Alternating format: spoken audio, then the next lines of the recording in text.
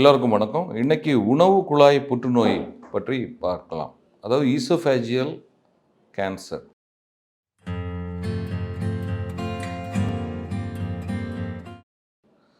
உணவு குழாயில் என்ன மாதிரியான கட்டிகள் எல்லாம் உருவாகலாம்? உணவு குழாயில் பார்த்தீங்கன்னா, அந்த அடினோ கார்சினோமா என்று சொல்லுவோம். அதாவது இந்த ஆசிட் ரிஃப்ளெக்ஸ்னால காமனாக இந்த அணுக்கள் மாற்றத்தினால வரக்கூடிய ஒரு வகையான கட்டி. இது போக இந்த ஸ்குவாமஸ் செல் கேன்சர், இந்த மது மற்றும் புகை பழக்கம் உள்ளவர்களுக்கு அணுக்கள் மாற்றம் ஏற்பட்டு வரக்கூடிய ஒரு கட்டி. இது தவிர கேஸ்ட்ரோ இன்டெஸ்டைனல் ஸ்டோமல் டியூமர்ஸ் என்று இருக்கிறது. ஈசோஃபேஜியல் மெலனோமாஸ், லிம்ஃபோமாஸ், இந்த மாதிரி பல வகையான கட்டிகள் உணவு குழாயில் ஏற்படலாம். இப்போ உணவு குழாயில் கட்டிகள் ஏன் ஏற்படுது? நான் சொன்ன மாதிரி இந்த ஆசிட் ரிஃப்ளெக்ஸ் ஒரு முக்கியமான ஒரு காரணமாக இருக்குது.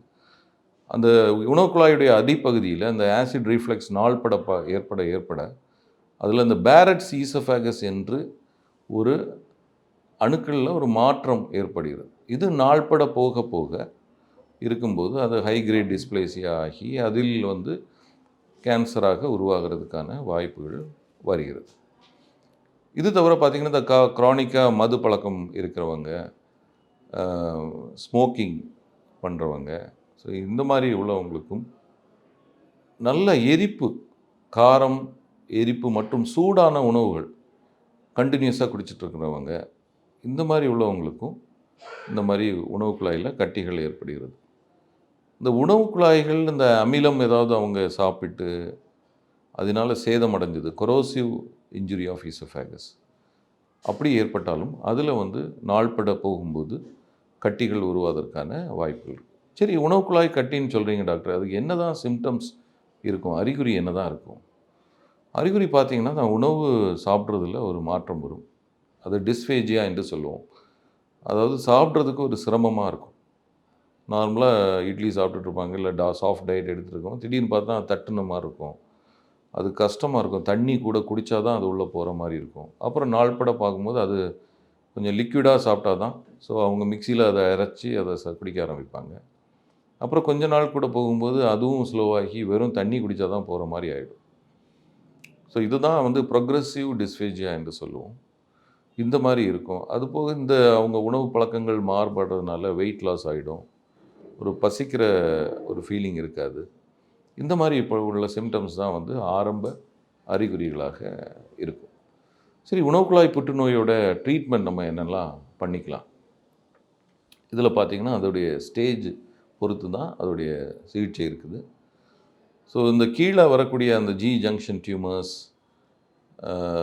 இன் ஜென்ரலாக பார்த்திங்கன்னா, அதோடைய டியூமர் ஸ்டேஜ், இந்த நோட்ஸு இதெல்லாம் எப்படி இருக்குது, இப்போ உணவு அவருக்கு சாப்பிட முடியலையா, இதெல்லாம் வச்சு தான் ட்ரீட்மெண்ட். இப்போ உணவு சாப்பிட முடியாதவங்களுக்கு முதல்ல அவங்களுக்கு டயட்டு போகிற மாதிரி ஒரு பேசேஜை நம்ம ரெடி பண்ணணும். அது எண்டோஸ்கோப்பி வழியாகவே இன்றைக்கி ஸ்டென்ட்ஸ் எல்லாம் இருக்குது. அதை வைத்து கூட நம்ம அதை ரெடி பண்ணிக்கலாம். அதுக்கப்புறம் அந்த டியூமருக்குள்ள ட்ரீட்மெண்ட், கீமோதெரப்பி, கீமோ ரேடியேஷன், இந்த மாதிரிலாம் இருக்குது. இப்போ நோய் உணவு குழாய்க்கு உள்ளே மட்டும் இருக்குது, வெளியே எங்கேயுமே பரவலை, நெறிக்கட்டிகள் எதுவும் இல்லை, அந்த மாதிரி இருக்கிறவங்களுக்கு ஆரம்பத்திலே அறுவை சிகிச்சை செய்து அதை கிளியர் பண்ணி எடுத்துடலாம். இதிலே பக்கத்தில் உள்ள லிம்ஃப் நோட்ஸ் எல்லாம் சேர்ந்து கிளியர் பண்ணுவோம். இது இப்போது நவீனமாக நீங்கள் பார்த்தீங்கன்னா, இந்த நுண்துளை வழியாக நெஞ்சு பகுதியிலே துளைகள் போட்டு அது வழியாக நாங்கள் செய்கிறோம். அதுதான் தொரக்கோஸ்கோப்பி என்று சொல்லுவோம். தொரக்கோஸ்கோபிக் ஈசோஃபேகெக்டமி வித் லிம்ஃபெடெக்டமி. அதில் 2 ஃபீல்ட் லிம்ஃபெடெக்டமி, 3 ஃபீல்ட் லிம்ஃபெடெக்டமி என்றெல்லாம் மாறுபாடுகள் இருக்கிறது. இந்த உணவு குழாயை எடுத்துகிட்டு அப்போ டயட் எப்படி டாக்டர் நீங்கள் சாப்பிட முடியும்? உணவு குழாயை எடுத்துகிட்டு நார்மலாக பார்த்தீங்கன்னா, இந்த இரைப்பையிலே ஒரு ரீப்ளேஸ்மெண்ட், ஒரு டியூப் மாதிரி, உணவு குழாய் மாதிரி ஒரு உறுப்பை திருப்பி அதை ரீக்ரியேட் பண்ணி அதை மீண்டுமாக கழுத்தில் அந்த அப்பர் எண்டில் இருக்கக்கூடிய உணவு குழாயில் பொருத்திடும். அதே மாதிரி ஒரு டியூப்பை பண்ணி திருப்பி அதில் வைக்கிறதுனால உணவு குழாய்கள் உணவு நார்மலாகவே உள்ளே போயிடும்.